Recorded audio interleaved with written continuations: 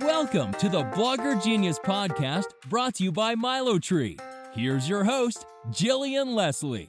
Hello, friends. Welcome back to the Blogger Genius Podcast. I am your host, Jillian Leslie, and I'm so happy you are here.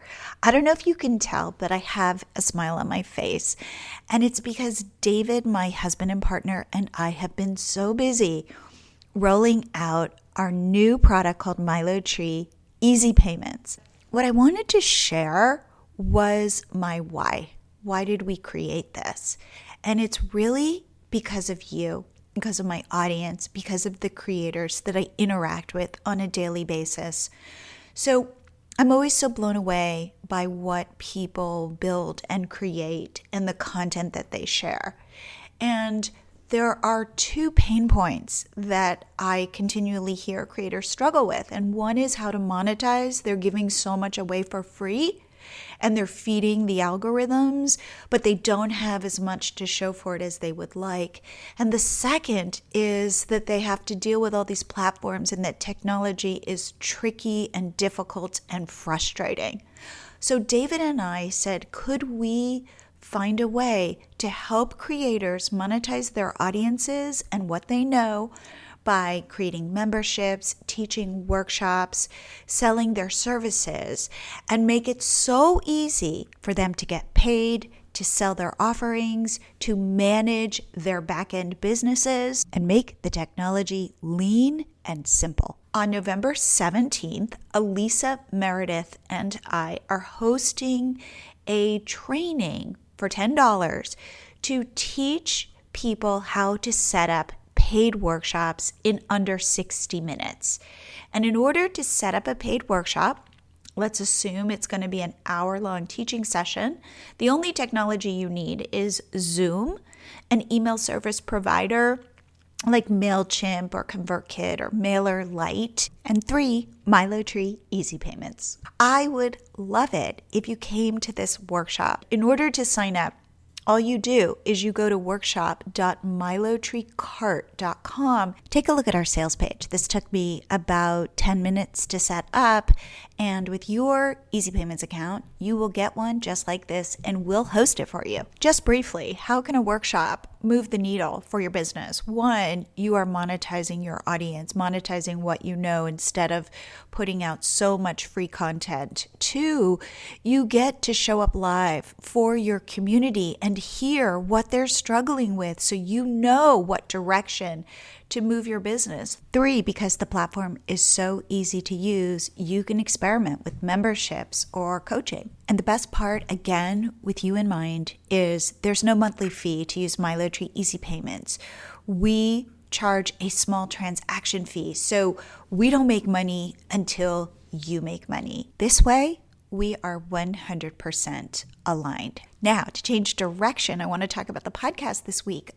I am interviewing Susan Bradley, and she's a Shopify expert, but she is really a marketing expert. Yes, we talk about Shopify and how she built this big Shopify store and was able to sell it, and now she has a company called the Social Sales Girls where she coaches people on e-commerce. But this episode is so much bigger than that. Susan has that like marketing gene. You will notice it from the get-go. She just knows how to sell stuff. So if you struggle with selling, this is the episode for you. I learned so much from Susan. So without further delay, here is my interview with Susan Bradley. Susan, welcome to the show. Thank you, Jillian. I'm excited to be here.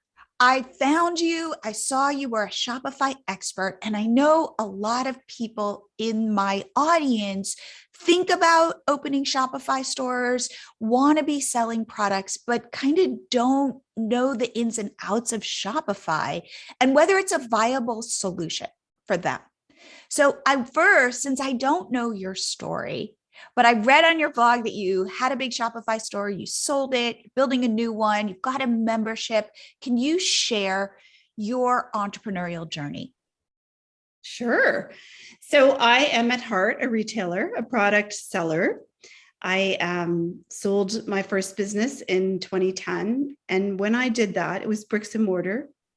And when I did that, I purchased a little company called We Squeak. And it was a Texas-based company that sold little shoes for toddlers that squeak when they walk. Wow. Okay. Yeah.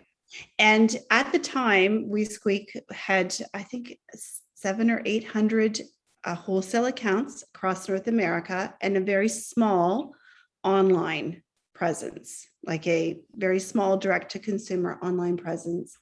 And I think in 2013, for the very first time, under my my leadership, or early 2014, our sales were down.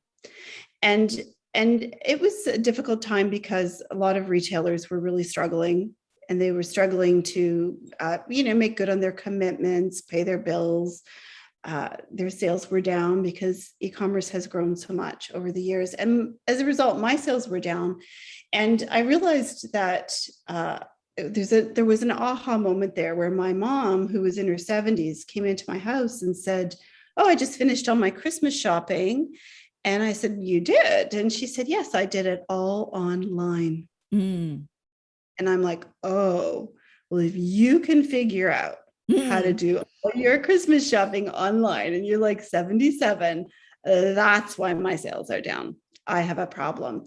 And so that was the year that we decided to take a year, build a great big email list, close down our wholesale sales, and learn how to find our people on social media, mostly, get them to visit our website, get them to get on our email list, and grow our product sales that way, direct to consumer, rather than, the retail stores. So we did that. So wait, I want to stop you there for just 1 second and ask you, so you took a year, how did you find your people and get them on your email list? So really, I went back to thinking about how did it work for me in my bricks and mortar store. And I knew that if I just sat around and waited for people to show up, nothing was going to happen, that I had to give people a reason to come to my website and to sign up. And so I actually, the very first thing I did, you'll be happy to hear, is I had put a pop-up on my site with an offer. I also decided that every month I was going to run some sort of event that required people to opt in.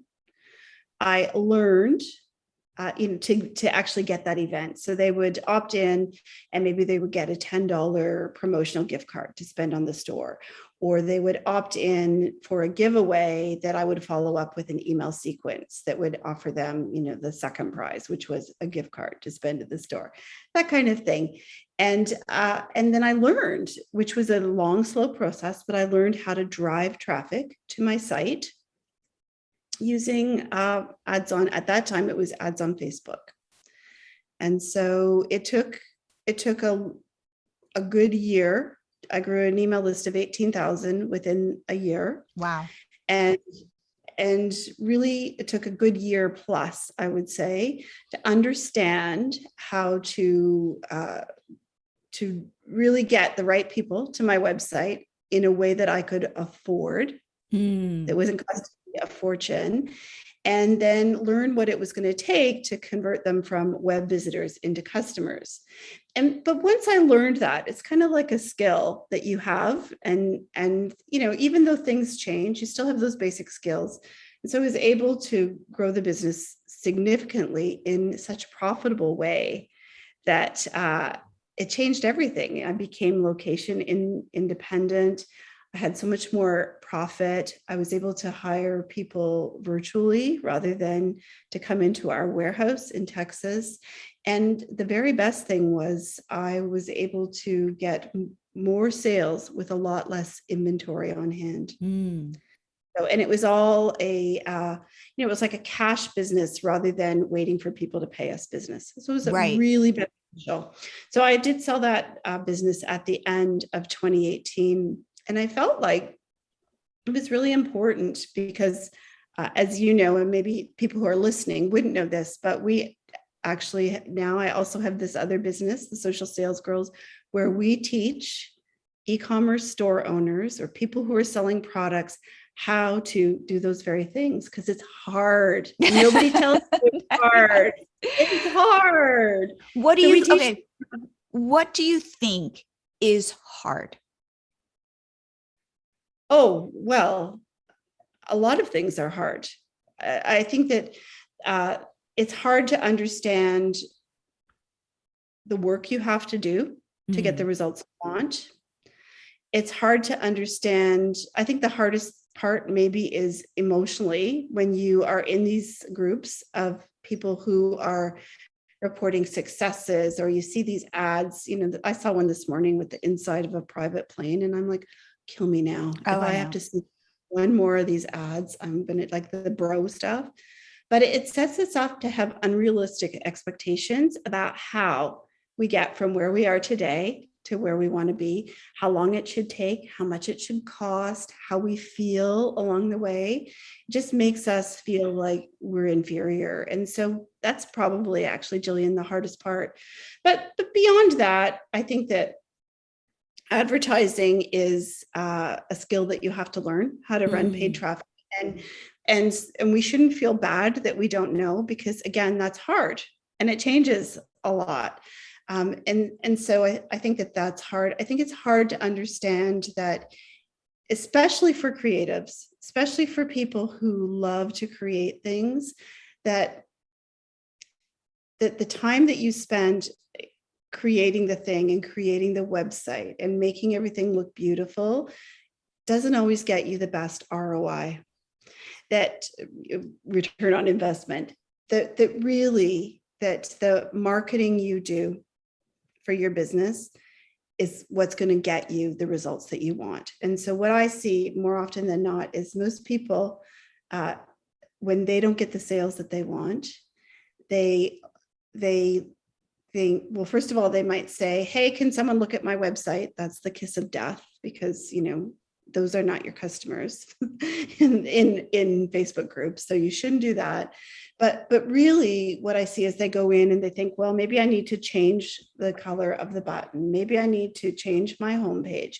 Maybe I just need to tinker with this 5 more times and I'll get the sales that I want. But what they don't understand, and what people don't talk about, which is just so shocking to me, is the problem is not anything you're doing, it's what you're not doing. And if you go and look at how much traffic is coming to your website, that's almost always the problem. It's not getting in front of people. You're not putting yourself in front of people. And that's the marketing piece. And so if I could give one word of advice for creative entrepreneurs or anybody selling a product, is that if you could devote 50% of your time to marketing your business, you put yourself in a position to reach your goals a lot faster. Now, feel better.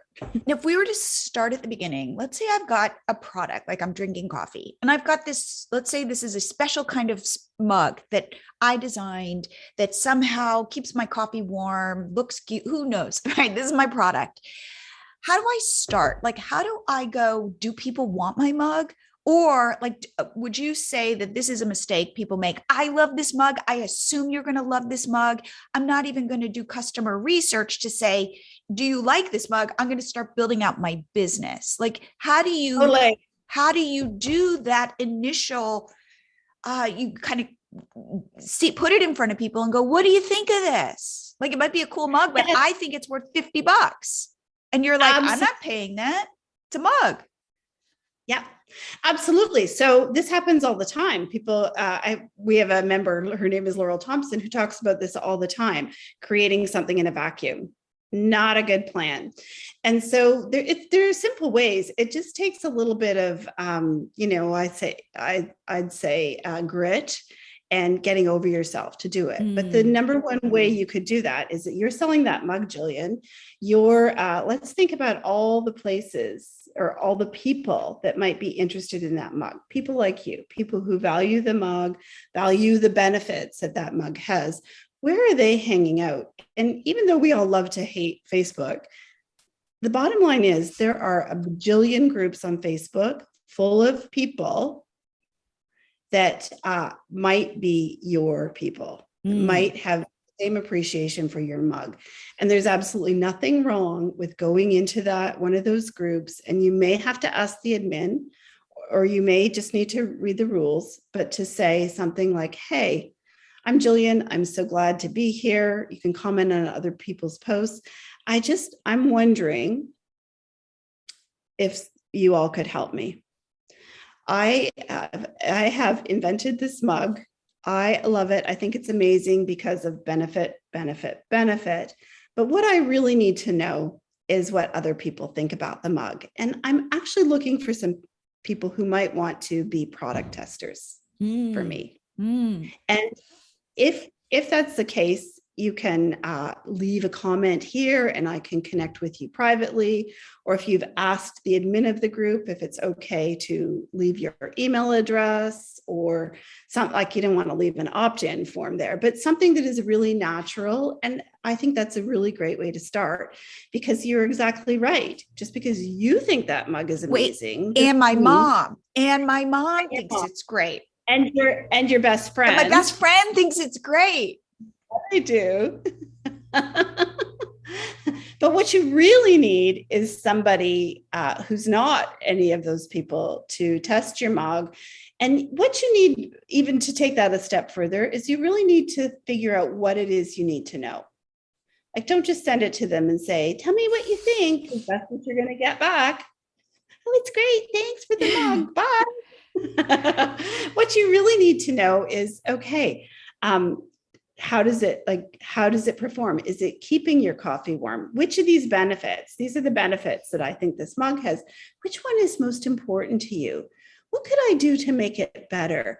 I'm thinking of selling this for $50. What do you think? Like, do you think that you would pay $50 for that? Or is that really too high? I really value your honest opinion. But before you just shoot it out there, know what it is you want to know and get that feedback. I have a client who I actually just did a podcast interview with, who spent a year building this audience, finding product testers, then turning them into their brand reps. Built their audience. And they had, like we all have products that we think are unique. Their product they thought was unique. But they really took the time to find out exactly what their perfect customer wanted in that product, and took the time to just kind of modify the product. And then they launched with this team of raving fans who could talk about it in a natural, conversational, authentic way. And that was so helpful for them to get that product launched. They are a one product store. So that would be my best advice is, get into those situations where you can get some feedback. You know, it's funny. I mentioned this before we pressed record. We're launching something called MyLoTree Easy Payments. And I have been getting people who either have membership. This is for people to start memberships easily, either have existing memberships or are thinking of starting memberships. I show them our product. I don't say a word. I watch them and answer questions along the way, by the way, and I record it on Zoom and I then transcribe it so that I can then hear, I can then read it, hear what they're saying to me. What are they struggling with? Like maybe nobody has the issue that their coffee gets cold. Maybe lots of people have that issue. So it's like, oh, if I could solve that problem, then maybe I've got a product. But if nobody cares about that, I need to go, oh, wait a second, I'm in the wrong direction. So it's kind of like trying to hear what somebody is saying, what they're struggling with. And if I can solve that problem for them, I might be onto something.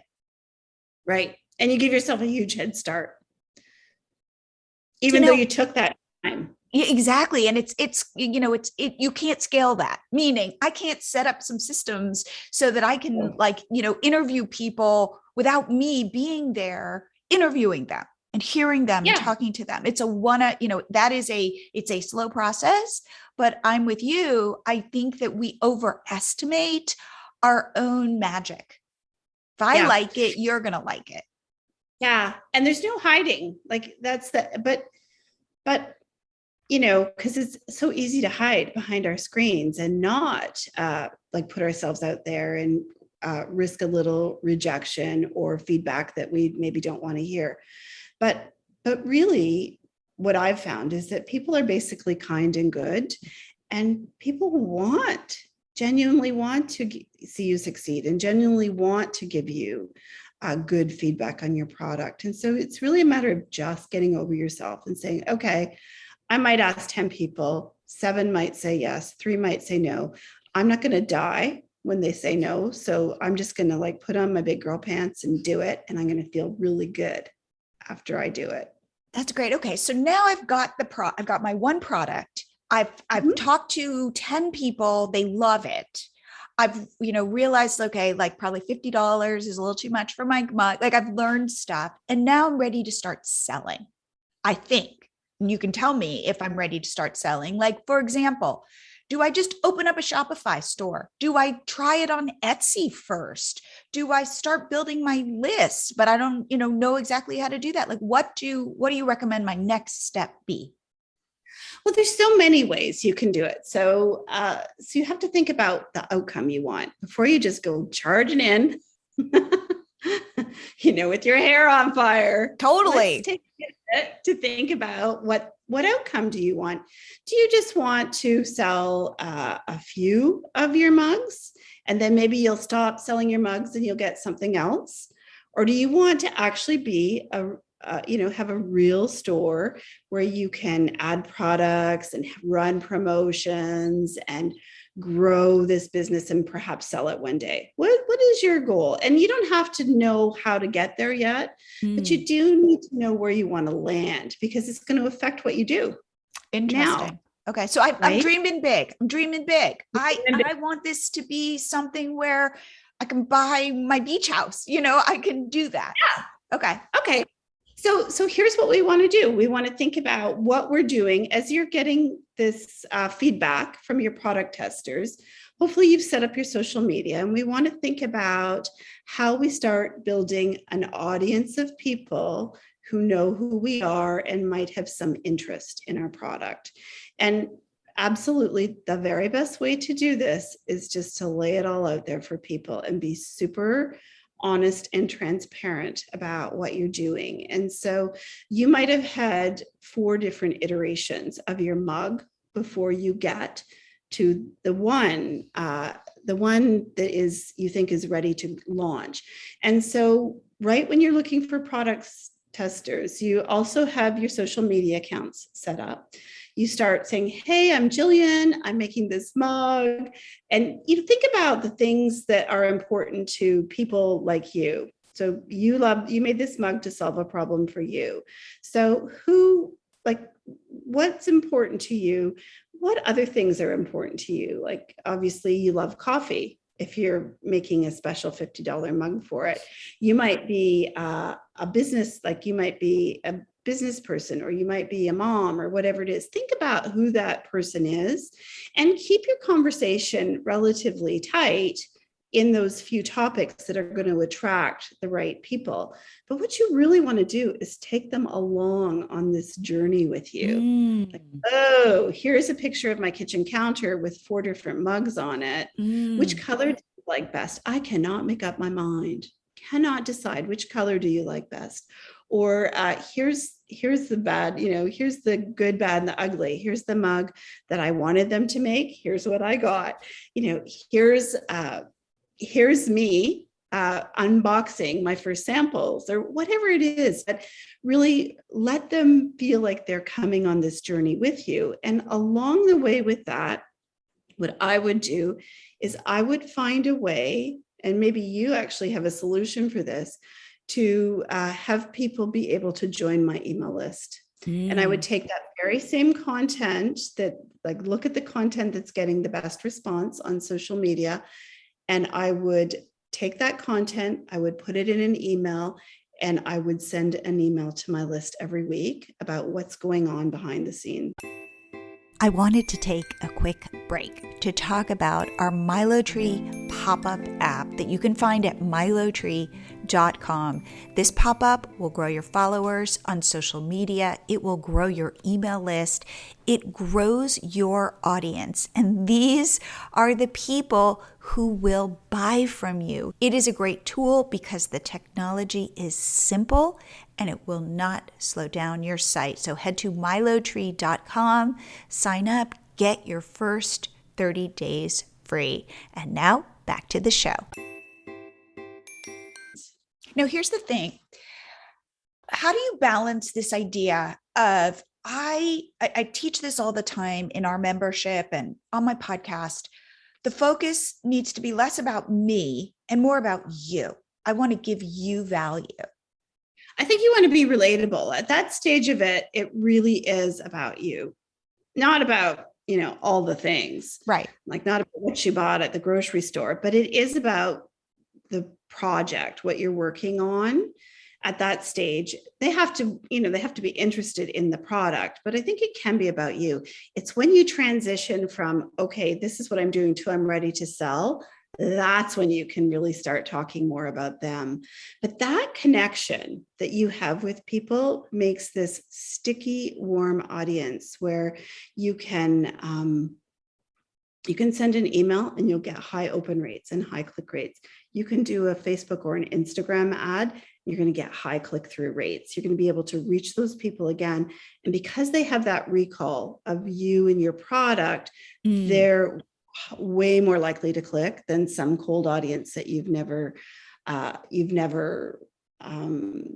reached before, that you're just saying, oh, people who like coffee, that, those people are not going to click like the people who've been following your journey. So you just have to kind of do it, be brave, post, and look at what people really respond to and do more of that. Look at the posts that people don't respond to and say to yourself, oh, I won't be doing that again. If you really want to, right? If you really wanted to pour some gas on the fire, you could actually take those posts that you're running and spend a little bit of money and start building an engagement audience. Or what people are really responding to very well is short video. Just short video. And it doesn't have to be even good video, good quality video, but you can make audiences of those people and in your Facebook ads manager. And then you can spend a little bit of money showing more of your content to those people. And that builds. Just to build that sense of connection. Yeah. That big sticky audience that is going to be the most likely to, when you're ready, when you're like, ta-da, here it is. Here's the link to go see the finished product. I'm so excited because you've been with me on this journey all the way along. I have this special little gift that I'm giving to the first 100 people who buy it. Those are the people that are going to be clicking on that. It's super important to build that audience. And it's actually, I'm going to tell you, it's inexpensive. Like you could spend $5 a day, and over time, maybe over 3 or 4 months, you could build a pool of maybe 100,000 people who have watched one of your videos or engaged with one of your posts. And those are the people that are going to be more likely to get onto your email list and more likely to click through when you put something in front of them that has a link. Now, do you think I could set this up myself, or do I need to hire some sort of ad expert? So it's really not hard.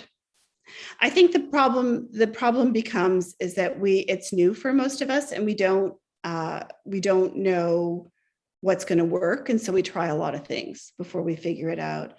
But really, this is something that we teach at the Social Sales Girls. It's super, super simple, and what we're doing is we're just setting up.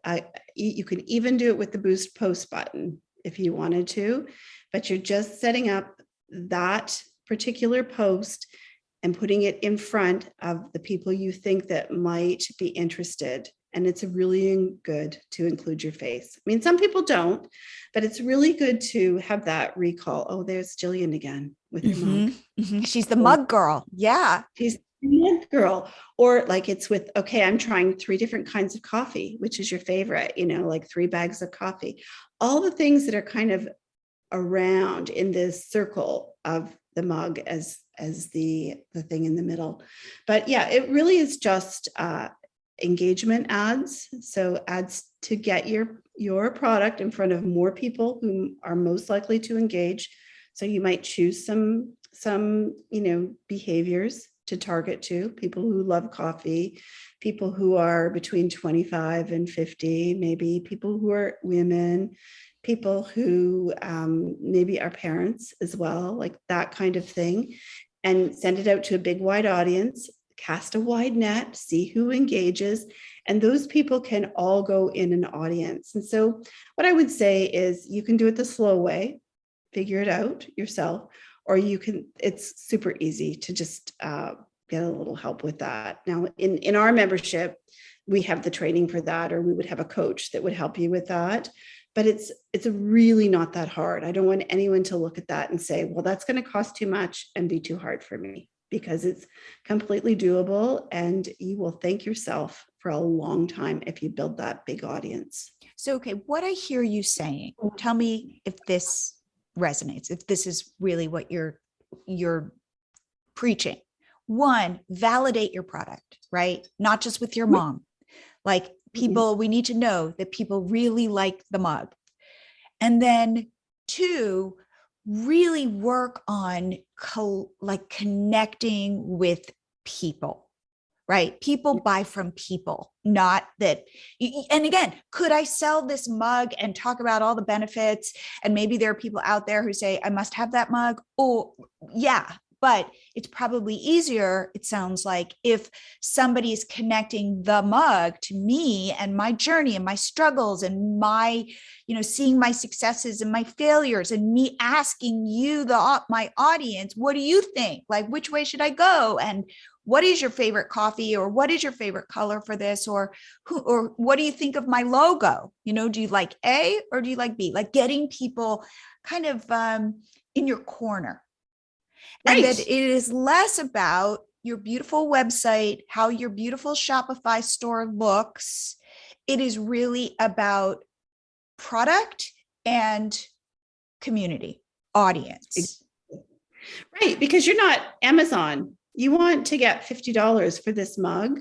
And so people are way more likely to pay your price if they see the person and the journey and the whole story behind it. When they look at that mug in their cupboard as they're getting their coffee in the morning, they think about all those things. Mm-hmm. That's the value, the hidden value in the mug, right?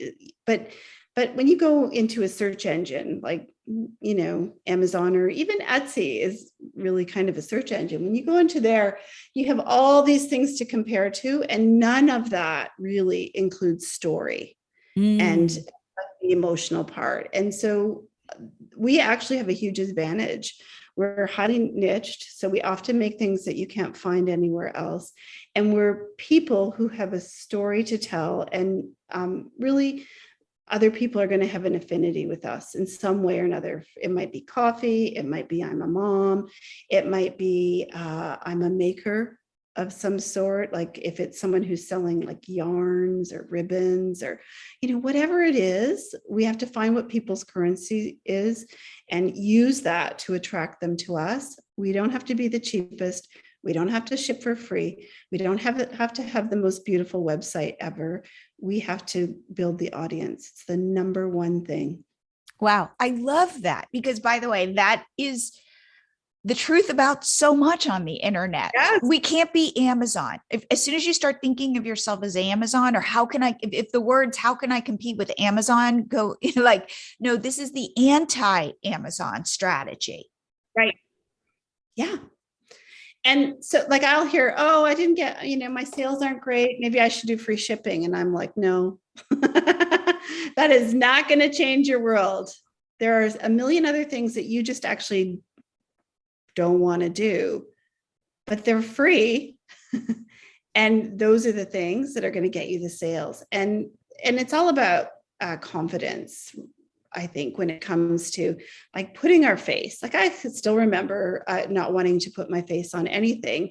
But by the time I was done, I'd be running through my warehouse in Texas. And I had moved to a third-party warehouse by then with my phone live on Facebook, generating sales for my warehouse, like sweep, I used to call it, warehouse sweep sale. And I might do $5,000 or $6,000 in an hour because I was running around through my warehouse showing people what we had that we were clearing out that day. That's a kind of an extreme example, but once you do, like, you start putting yourself forward a little bit and you see the positive response you get from people, it makes it so much easier to do it the next time. I think that is such great advice. So do you recommend I sell this on Etsy as well and Shopify everywhere I can? No. So Okay. I recommend focus.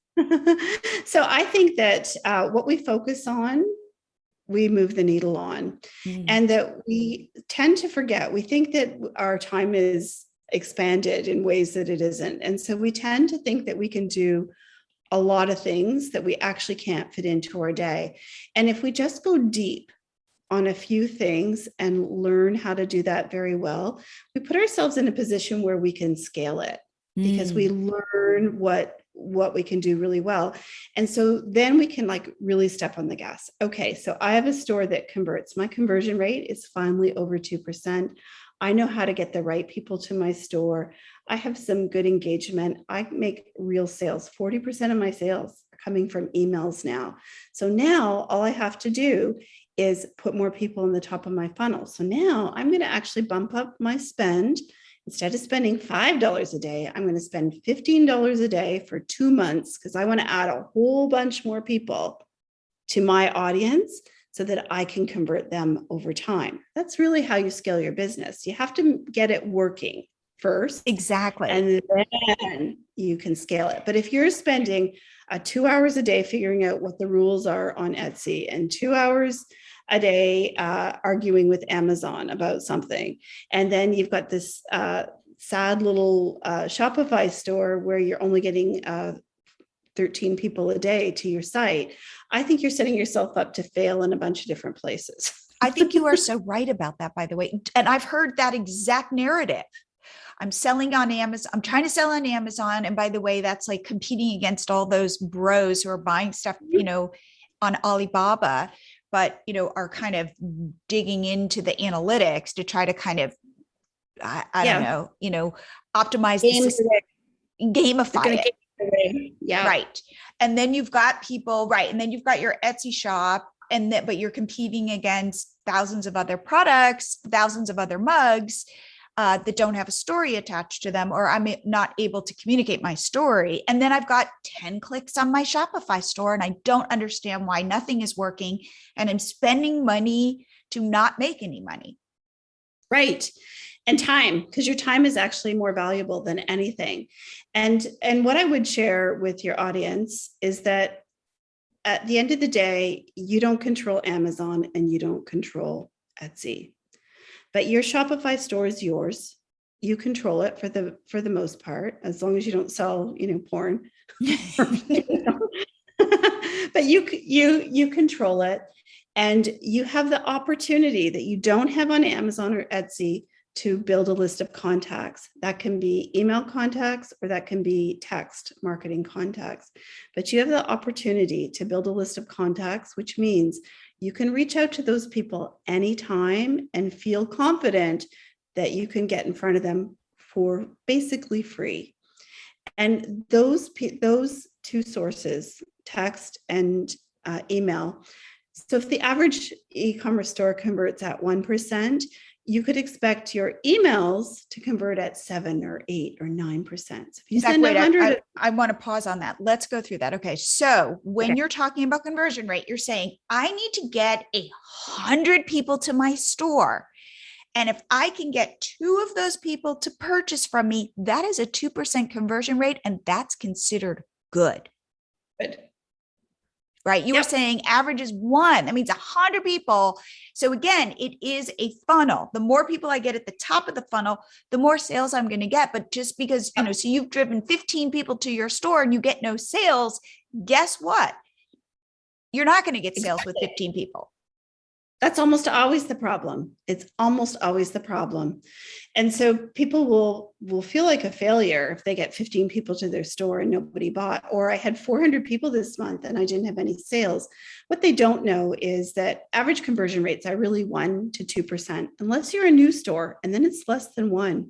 Or unless you're a high ticket, like over $100, then it's less than 1%, even if you're an established store, usually. And so what people need to know is that you need 100 people a day or 3,000 people a month to have a chance of getting 1 sale a day, 1 to 2 sales a day. And so it doesn't matter what you do to your website. It doesn't matter, what fancy tricks you're doing with apps. It doesn't matter any of that stuff, because you haven't solved the core problem, which is traffic. Okay. And here's my question. You started to answer this. If I can get somebody on my email list, they are so valuable to me because they might potentially buy. And you were saying a 7% conversion rate. That means every time, so those people, I send an email, it has a link back to my site. Those people who come to my site, 7% of those people might potentially buy from me. Right. Now, in full disclosure, it takes a while. It takes you time to understand what kind of emails your people will respond to, for sure. And you have to be consistent. Consistency is way better than clever. Like, don't come in with some genius whatever and do it and then don't do anything for 3 months. That's not going to work. But if you consistently send an email to your audience once a week, even just once a week, you will find that over time, those emails start to convert into sales. And so it's really not uncommon for people who've come to your site, so they have to have clicked on the email to get through to your site. It's not uncommon for those people to convert at 7, 8, 9%. That's really not uncommon at all. The other thing when we're talking about conversion rates that nobody talks about, but I have to share it here.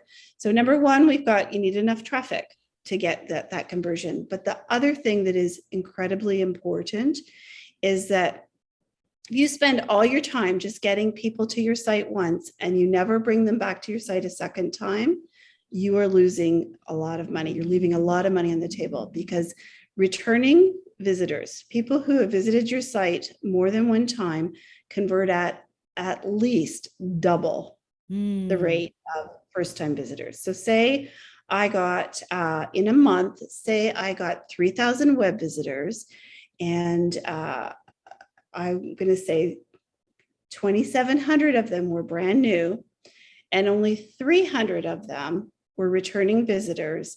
My sales are going to be far less than if I got 3,000 web visitors and 1,000 of them were returning, because I might have a 1% conversion rate on the new visitors and a 3% conversion rate on the returning visitors. So if I can get people back a second time, just keep in mind, I double my chances of getting a sale. That's great. Also, if somebody has purchased from me in the past, they are much more likely, if I deliver. So like I sell this mug and it actually keeps your coffee warm, and somebody goes, oh my God, I love that mug.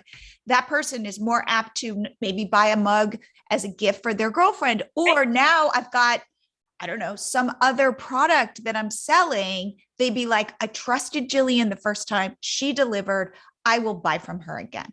Yeah. And Jillian would be really smart if she took her picture holding the mug, and immediately, I'd say within a day or two after they purchased, sends them an email saying, thank you for this. I appreciate it so much. I want to give you, I don't know, some little gift with your next order, some coupon code. The best time to get a second sale from someone is right after the first sale. That is great. Now let's talk about emails. What kinds of emails are the best at converting, at getting people to buy from you? So for most businesses, not all businesses, but for most, simple is better. And so stop talking about your newsletter. Nobody wants a newsletter from you. Oh, interesting. right? That's the kiss of death. News for product-based people, mostly. They don't need a newsletter. What they want to see, they're very visual. They want to see maybe what's new. They might want to see a customer using the Testimonial, product. right? Yep. They might want to see a behind the scenes. That's why it's really helpful to take something that's got some good legs on social media and share it in an email. They want, what you need to do is make your images clickable. You want to put links in a couple of different ways. You want to use some call to action buttons. You want to use some hyperlinks. You want to give people an opportunity to get through to your website in the way that they like to get through. And so I always recommend super simple emails that really your goal. Remember this, there's 3 goals with your email. Number 1 is to get them to open it, right? So if they don't open it, nothing's Right. going to happen. So you have to watch your subject lines and see what works for your audience. The second goal is to get them to click through to your website. And so what you want to do in an email is create a bit of a gap. You don't want to give them everything in the email because then you don't get them to your website. And so create a gap somehow. It might be click through to see all the colors, or you might even do like a pixelated image and say, you'll never guess what just hit the shop. So they have to click to see it, but you need to create a gap for them to get them to click through to your email. And then the last goal is send them to the right place. Do not send them to your homepage. Do not send them to a collection page. Send them to, if you're putting a picture of a product, then send them to that product page. Now, if you are talking about see all the other colors and it's in a collection, then you can. But think about if you were the user, where do I expect to land if I click this? Now, what about sales, bonuses, discounts? How do you think about that? So I think that it depends on the business. I mean, there are lots of businesses that don't need to do that. And I think there are 2 camps. And the first thing we have to remember is people are not coming to us because we've got the cheapest anything, right? We're not Amazon. It's not like I'm going to put, Prime Day and everything's going to go on sale. That said, they might need a little bit of incentive to go ahead and purchase. And so when I think about discounts or sales, I always like to build an event around them. So it's fun and it gets people excited. Like one of the events I ran for my big business was this $10 gift card giveaway. And it was a promotional gift card. There was no cash involved. It was really a discount code, if we're being honest. But what it was is it positioned it as some money to spend at the shop on whatever they wanted. But I only had 100 of them, or I only had 500 of them. So opt in. And then I would put them in an email funnel. And the important part was that there's some urgency and scarcity, that this is not forever, that you have, it comes maybe after 30 days, you have 24 hours left to use this before it goes away. And so I would use that very sparingly. What we've noticed over the years is that people are less interested in discounts and more interested in newness and exclusivity. Ooh. I only am making 100 of these. So get on the list and I will send you the link 24 hours before I make it public to everyone else. That's exclusivity. Or we have a client who makes little baby shoes. And so she doesn't put them on sale. She does a custom event where they can choose between, she has limited amounts of certain fabric. They get to choose, have their shoes made for that child with that fabric in the size they want. And she charges more for that, but it's exclusivity. And so think about the things that motivate people to buy. Scarcity, urgency, time running out. So not enough, time running out, exclusivity, not everybody gets this. And then, of course, an opportunity to save. But if you're going to do a discount of some sort, make it a broad discount. Like, don't put yourself in a box where it's only this discount on this product this day, because that limits your opportunity to make the most of that sale. You want people to feel like they are able to choose what they want with that discount. So it's like, let people feel like they're in the inner club. They're in the inner circle, that they're special. You have an inside track on all of this stuff. Do you feel like email, if we have a funnel and you're putting people at the top who don't really know you, but somehow they're attracted to something you've posted, let's say, and you get them on your email list, that email is really at the bottom of the funnel. You're going to get your most sales through email. Well, most of our clients get, I would say, between 30 and 50% of their sales from email. Via email. Okay. Email. Yeah, email is so evolved right now. Most people won't know this. And I'm probably talking, too far down the road for someone who's just considering this. But now we recommend that all our clients use Klaviyo. Now you can actually go pull a segment of people that are on your list that have maybe visited a certain collection or certain product within the last, you decide, 7 days, 14 days, and you can send them a very specific email about that very specific product, and you can have a very good chance of getting some sales. And so email is not like it used to be, where you had a MailChimp account, you just blasted everybody until they unsubscribed or it just went to spam. Email now is much more dynamic. Like, you decide how you want to talk to certain groups of people. I mean, still we have people at the top of funnel. So it is a top of funnel to get them in through your pop-up. So we always recommend that there's some offer that they can redeem in the pop-up. And we have automations that go over time, maybe 30 days, to encourage people to get to know the product better, kind of bust some of their objections. Why would I spend $50 on a mug? So bust some of those common objections and always remind them that they have this exclusive offer, but that it doesn't last forever. So for most people, that welcome series, we call it, that first touch, which starts at the top of the funnel and comes down, that often will bring in thousands of dollars every month once you get it going. And so that's the one part of email. And then the other part of email is really this dynamic part where you say, okay, what do we want to talk about and who would be most interested in this message? Let's pull a segment of those people and send this message to them. Can you send too many emails?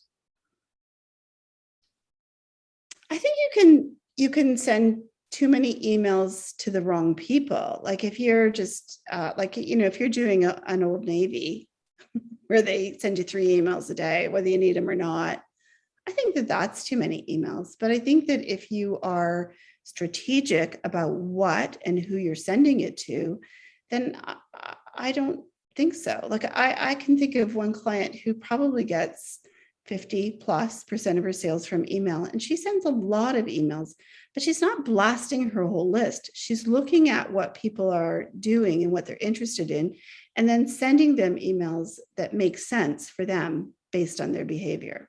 So it's like figuring out how to send the right message at the right time to the right person. Yeah, because it increases your chance of getting a sale by a lot. Well, Susan, I have to say, this has been so enlightening. I feel like this is a lesson, not necessarily even in Shopify, but in selling, in how to think about selling and how to not take it personally, how to recognize that it's about strategy. It's not just about, this is the best mug in the world and people should just know that and buy it from me, but that I need to figure out my messaging, who I'm contacting, how often I'm contacting them, like what I'm saying to them, how I'm ready, here we go, how I'm making them feel. Exactly. And so really, when someone, when we say I'm a Shopify expert, let's just be clear. I'm not an expert at Shopify. Like, really, I actually pay for people to do the tech for me, because my time, the best return on investment of my time is marketing. Yes. So it's, if I have to pay someone $100 to do something, I will pay it all day long and go figure out how to earn the $100, because that's where the win is. And so I just want to encourage anyone who's thinking about it to give it a try, but manage your expectations. Don't expect that you'll be a success with the first, thing you put out. Remember that consistency, doing less and doing it better, is always a good way to operate. And find some metrics that you can measure. Like one of them is traffic, because your wins are going to come in little baby steps, not in a great big leap. And so even if you just measure the traffic to your website and you see that going up slowly, that, even though you're not getting sales yet, that will make you feel like you're on the right track and keep you doing the work that's going to get you to reach your goals. Oh, Susan, I love that. I love that. Again, what you're saying makes perfect sense. It's not stuff that I haven't heard before, but you package it so well. You communicate how to think about this in such a clear way. So, Susan, if people want to reach out to you, learn more about you, all that, where should they go? Oh, thesocialsalesgirls.com. So thesocialsalesgirls.com. And this is your group that you coach, and you have a membership, and you teach people marketing. We do. We teach people how to find their people, get them to go to your website, and then how to create a plan to actually market to them in a non-spammy, no bro marketing way to grow their sales. And we teach them how to manage what's normal. Nobody ever tells you what's normal. We want you to see what's normal. We'll tell you exactly what to do. You'll get some results. You'll see what's normal and where you fit on that scale of normal. And then we'll tell you what you can do to improve your results, what you tweak next to improve your results. It's so important. And I feel like so many people walk around feeling badly about themselves and their skills or their website or whatever it is. And it's actually really unnecessary. It's just that they don't know what work will get them where they want to go. Well, Susan, this has been so enlightening. I just have to say, thank you so much for coming on the show. Thank you for having me. I love to talk about this because this business can provide us all a lovely location independent lifestyle. And especially for moms, right? For women, I think it's so important that we just, we're smart people, right? We're smart, we're resourceful, we're willing to dedicate the time. We just need a little help to get there because there's no handbook for this. There's no university for this. Absolutely. Well, again, thank you so much. Thanks for having me, Jillian. Do you get what I mean about Susan having that marketing gene? What I really took away from this is that storytelling is so important. Putting yourself out there is important, and having a clear plan of how somebody's going to get to know you, trust you, like you, and buy from you. We'll be talking about all these things in my live training on November 17th to show you how easy it is to set up a paid workshop in under 60 minutes. Please sign up. It's $10. Head to workshop.milotreecart.com. Workshop.milotreecart.com. Hopefully I will see you on the 17th, and I will see you here again next week.